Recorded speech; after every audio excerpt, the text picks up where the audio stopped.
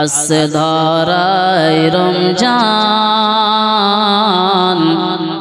ভোরের আগে নিয়ত বন্ধ ভুল করো না মুসলমান। রমজানের 30 রোজা মাপ হবে তোর পাপের বোঝা। রমজানের 30 রোজা মাপ হবে তোর পাপের বোঝা। মাসুম শিশুর মতো তোমায় জীবন করবে দান।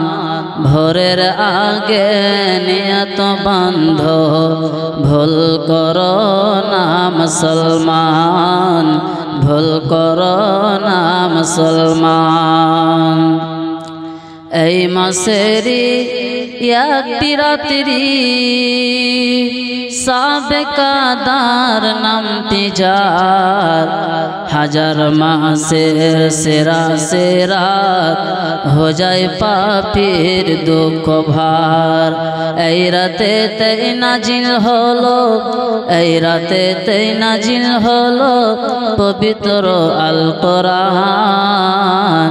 ভোরের আগে নিয়ত বান্ধ ভুল করো না মুসলমান, ভুল করো না মুসলমান।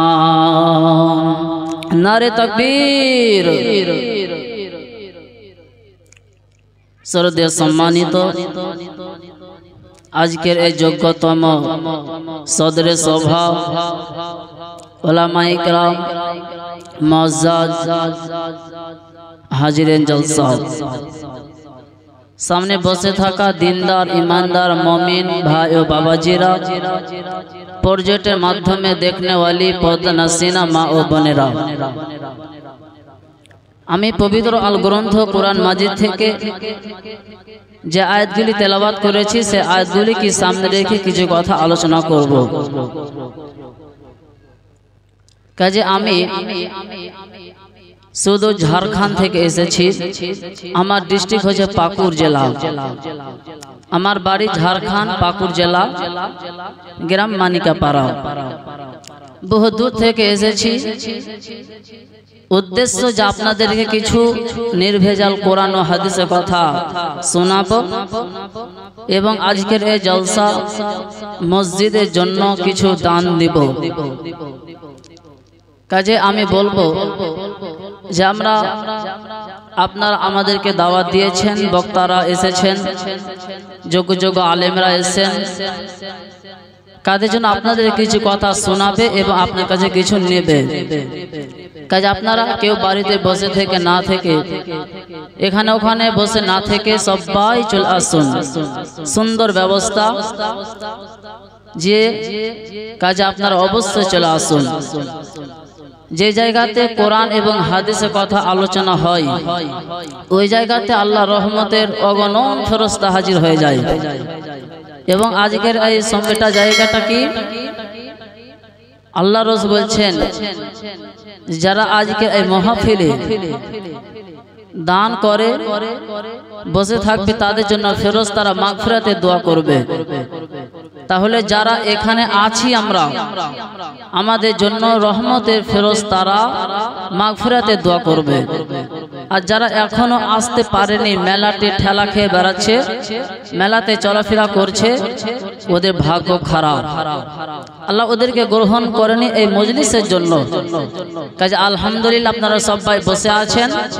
তবে একটা অনুরোধ করব যে আপনারা যদি সবাই একটু সেটে সেটে বসে যান, সবাই চলে আসে, খুব ভালো হতো।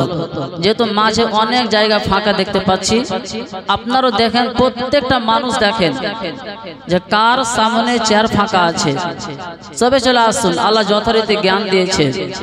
আমরা মুসলমান, আমরা মুমিন, অতএব আল্লাহকে বিশ্বাস করি, নবীকে বিশ্বাস করি।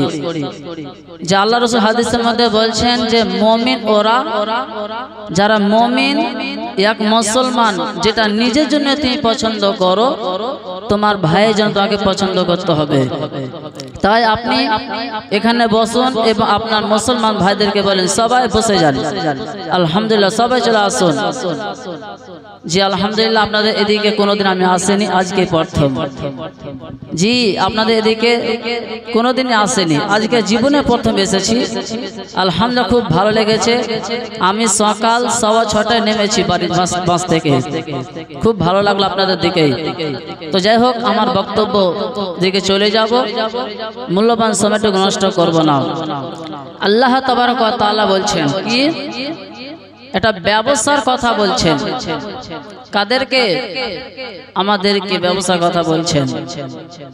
ব্যবসার কথা যে ইয়া আইয়ুহাল্লাযীনা আমানু, হে ঈমানদারেরা, হে মুমিনেরা, আমি কি তোমাদেরকে একটা ব্যবসার কথা বলে দিব না? আমি কি তোমাদেরকে একটা তিজারতের কথা বলবো না? যে ব্যবসাটা করতে গেলে তুনজিকুম মিন আযাবিন আলিম, কঠিন আযাব থেকে নিষ্কৃতি পেয়ে যাবে, বাঁচবে। আল্লাহ বলেছেন বলবোই। ব্যবসাটা কি? তুমিনুনা বিল্লাহি ওয়া রাসূলিহি, আল্লাহর উপরে ঈমান আনতে হবে, ওয়া রাসূলিহি, এবং রাসূলের উপরে ঈমান আনতে হবে। তারপর কি? ওয়া তুজাহিদুনা ফি সাবিলিল্লাহ, আল্লাহর পথে সে জিহাদ করবে, বি আমওয়ালিকুম ওয়া আনফুসাকুম, তার মাল এবং জান দিয়ে আল্লাহর পথে জিহাদ করবে। তো মাল এবং জান দেওয়ার আগে আল্লাহ কি বললেন? ঈমান।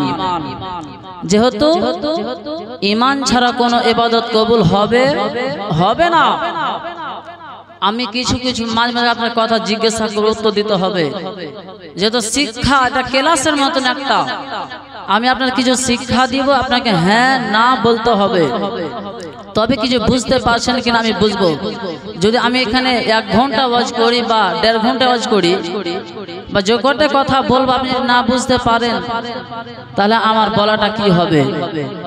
অতএব কথাগুলো মনোযোগ সহকারে শুনুন। তাহলে আল্লাহ তাআলা ব্যবসার কথা বললেন। তো ব্যবসার কথা বলতে গিয়ে সর্বপ্রথম বললেন আল্লাহর উপর ঈমান আনতে হবে। ঈমান ছাড়া কোনো ইবাদত